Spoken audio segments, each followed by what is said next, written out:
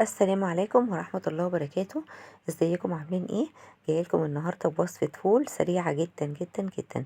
الفول بتاع النهارده ضفت له مكون كده من البيت، مش هياخد معاكي ساعتين على النار. شايفين الفول دايب ازاي؟ دايب دوب.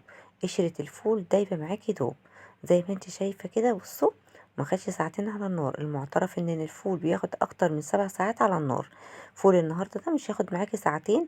وضفت له مكونات كده خلت لونه بالقمر ده. شايفين الفول، الصلصة بتاعته او المية اللي فيه، شايفين متربطة ازاي؟ وقمر قمر قمر.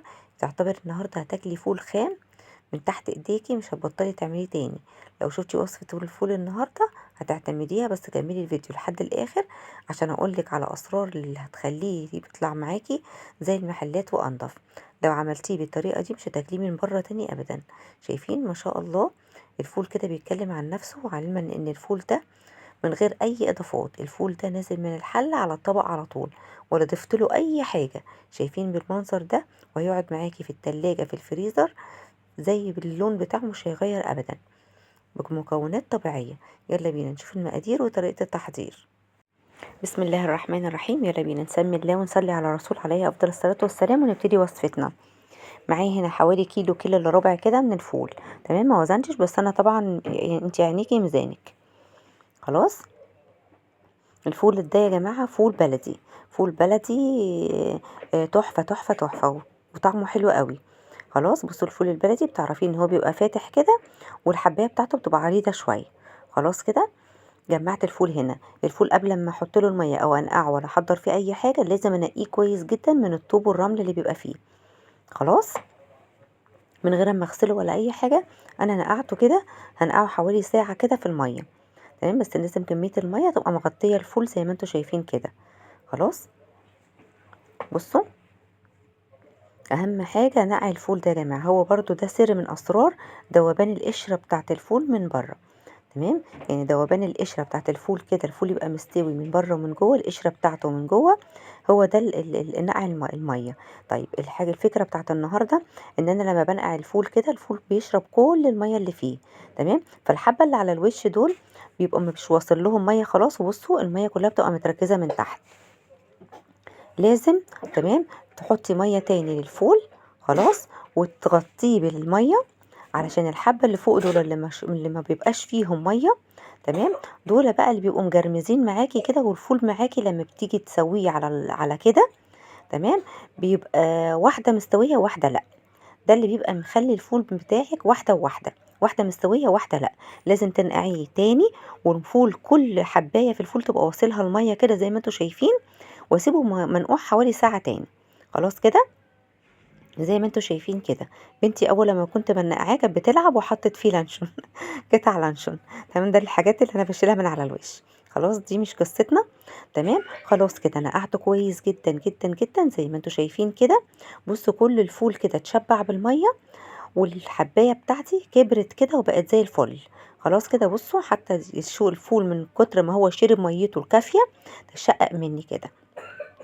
طبعا مش كل الفول شقق كده، بس هتلاقي حبتين تلاتة كده مشققين معاكي من كتر ما هو خلاص شرب المية بتاعته بقى زي القمر. خلاص كده. هنعمل ايه دلوقتي؟ بصوا شايفين هنا، بقول لكم شايفين الحبايه كبرت ازاي وعرضت معايا كده. هاخد الفول بتاعي اغسله غسله كويسه جدا تحت الحنفيه. تمام، ميه نظيفه جاريه كده من الحنفيه، مره واتنين وتلاته عشان ميبقاش فيه اي ذره من الرمل ولا الطوب ولا زلط ولا اي حاجه. خلاص، هجيب الحله بتاعتي بقى اللي هشتغل فيها. تمام كده، وهحط فيها الفول بعد ما غسلته كويس جدا. بصوا بتابعوا الفيديو لحد الاخر عشان فيه معلومات حلوه قوي. من كتر ما انا عملت الفول طبعا استفدت منه. دلوقتي بيبقى يعني ما شاء الله احسن بكتير جدا جدا جدا من بتاع بره. لو عملتي الفول في البيت صح مش هتاكليه تاني من بره، ومش هتشتريه تاني من بره، خصوصا ان احنا في شهر رمضان الكريم. كل سنه وانتم طيبين، ويعاد علينا وعليكم بالف خير وصحه وعافيه. تمام، حطيت هنا الفول في الحله، لازم اغطي الفول بكميه كافيه من الميه. شايفين يعني؟ بصوا الميه الميه ازيد من الفول بحوالي كده، يعني شبر كده او 4 قراريط. شايفين؟ بصوا قد ايه الميه زايده. كل ما بتزودي الميه بتسيبيه على النار بيستوي اكتر، وما يشيتش معاكي وما يلزقش في القعر بتاع الحله. خلاص كده. هجيب هنا بقى المكون ده حلو جدا جدا جدا وحاجه طبيعيه وبيديه لون طبيعي، جزر مبشور يا جماعه. تحفه تحفه تحفه، هيعجبكم جدا جدا جدا. ومن كتر الفول طبعا بيستوي معانا، والمكون اللي هنضيفه مش هيبان معاكي خالص في الطعم ولا في الشكل. وهنا كده حطيت الفول على النار، تمام. وهكمل بقيه الاضافات اللي هتخلي لي الفول بقى زي بتاع بره بالظبط. هنا حطيت هنا حوالي 3/4 كوبايه من العدس، غسلتهم كويس جدا، ودي اهم حاجه. تمام، العدس بيدي اللون الحلو والطعم الحلو بتاع بره. تمام، كل الاضافات اللي احنا ضفناها النهارده دي مخليه الفول يا جماعه زي بتاع بره بالظبط. دي بقى اللون الطبيعي اللي احنا حطيناه البابريكا. نص معلقه من البابريكا بتودي الفول في حته تانية، مش بتحتاج معانا لون خالص. يعني بتاع الفول بره لو شاف البابريكا دي مش هيحط تاني لون صناعي. تمام. وكيس البيكنج باودر ده بقى بيوديه في حتة تانية. ده بقى السر بتاع الفول يا جماعة، سر تسوية الفول في ساعتين. شايفين الفوران اول لما نزل البيكنج باودر كده في المية؟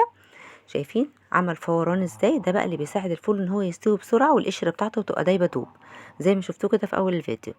وواحدايه كده من الطماطم، تمام، ما بفتحهاش ولا اي حاجه، بس بتدي تسكيره كده حلوه قوي. خلاص كده انا حطاه هنا في الحله البريستو، تمام، او حله الضغط. بقفل الحله بتاعتي كويس جدا، تمام، عشان اضمن ان هو يستوي كويس جدا وما يبقاش الحله بتاعتي مهويه. وبطمن كده على صمامات الامان بتاعتها. تمام. هبقى اقول لكم في فيديو كده كامل عن طريقه استخدامها وعيوبها ايه ومميزاتها ايه. تمام. هي ملهاش عيوب عامة بالنسبة لي، هي كويسة جدا وبتسوي الحاجة، بس اهم حاجة ان انتي تستخدميها صح. هنا كده بعد ما الفول خلص خلاص، وفتحت الحلة بتاعتي وخلاص، شايفين بقى؟ بصوا هو شرب المية بتاعته كلها. تمام. بصوا الفول دايب دوب، ما خدش معايا ساعتين. شايفين بقى في الطبق كده اما غرفته من غير اي اضافات، كده زي القمر. بصوا القشرة دايبة دوب، اللون قمر زي ما انتوا شايفين كده، لونه حلو جدا من غير اي الوان صناعية، لون طبيعي كده كله كلها مكونات طبيعية من البيت. لو اول مرة تشوفوني اشتركوا في القناة وفعلوا زر جرس التنبيه عشان يوصلكم اشعار بكل وصفة جديدة بنزلها على القناة. شايفين بقى؟ مش اول مرة اعمله، هيعجبكم جدا جدا جدا. ولو جربتي الفول بالطريقه دي عمرك ما هتشتريه تاني من بره، حتى لو اشتريتيه مره من تاني من بره هتحسي بفرق كبير. خلاص كده. هنا بقى اول ما بعبي الفول في اكياس، ممكن لو هو الفول بتاعك خلاص ميته قليله جدا، بزود شويه ميه من على الوش كده. تمام. ولو انا مش هعبيه دلوقتي وخلاص ما عنديش وقت ان انا احط الفول بتاعي في اكياس، بحط له شويه ميه من على الوش كده، وبضيف له شويه خل كده، معلقتين 3 خل من على الوش، او عصرتين ليمونتين كده بعصرهم. الحركه دي بقى بتخلي الوش بتاع الفول ما يغمقش ابدا ابدا ابدا منك. تمام. حتى لو قعد يوم 2 في التلاجة من تحت، دلوقتي الجو برد مش هيحصل له اي حاجه، بتغرفي منه كده وتاخدي منه. بس لما بيتحط في اكياس ويتشيل كده في الفريزر بيبقى احسن. اول ما بتيجي بتشيليه في الفريزر، بتشيلي الفول بتاعك لما يبرد تماما او يكون دافي شويه. تمام. ما تاخديش الفول وهو سخن كده، سخن مولع، وتحطيه على الفريزر، هيبوظ تماما، هيبوظ منك خالص. يعني هيبقى الفول كده هيجرمس خالص والحبه بتاعته هتنشف. تمام. دمتم في حفظ الله ورعايته، والسلام عليكم.